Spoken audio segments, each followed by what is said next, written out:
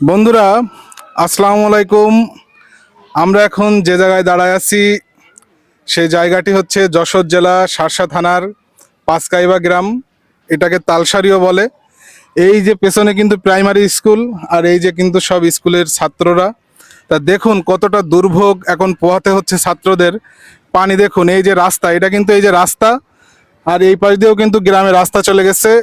এই যে রাস্তা, এই পার হয়ে প্রত্যেকদিন ছাত্রদের কিন্তু স্কুলে আসা লাগছে। তো অনেক দুর্ভোগ কিন্তু তারা পোহাচ্ছে। তো তারা এই যে রাস্তায় আপনার এই প্রত্যেকদিন স্কুলে আসতে কি কি দুর্ভোগ পোহানো লাগছে বা কি কি সমস্যা হচ্ছে তাদের মুখ থেকে একটু শুনবো, ঠিক আছে?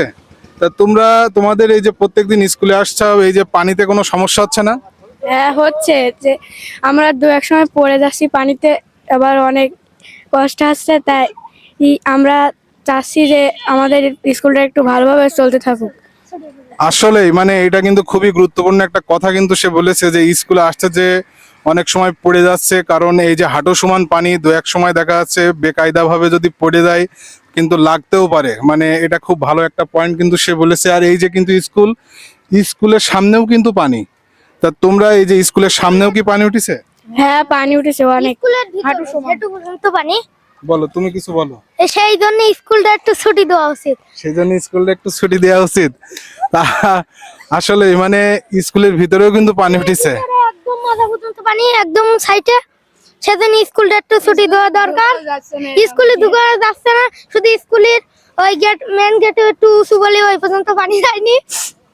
তা আসলে মানে ছোট ছোট বাচ্চারা হয়তো হাসি মুখে অনেক কিছু বলছে, কিন্তু বিষয়টা কিন্তু আসলেই সিরিয়াস।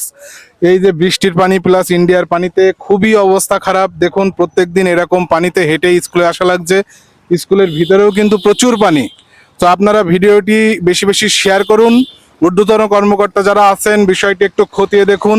স্কুলের ভেতরের পানিগুলো যাতে অপসারণ করা যায়, স্কুলের ছাত্ররা যেন মাঠে খেলতে পারে সেই ব্যবস্থাটা করুন। এই বলে বক্তব্য শেষ করছি। সবাইকে ধন্যবাদ। আসসালামু আলাইকুম।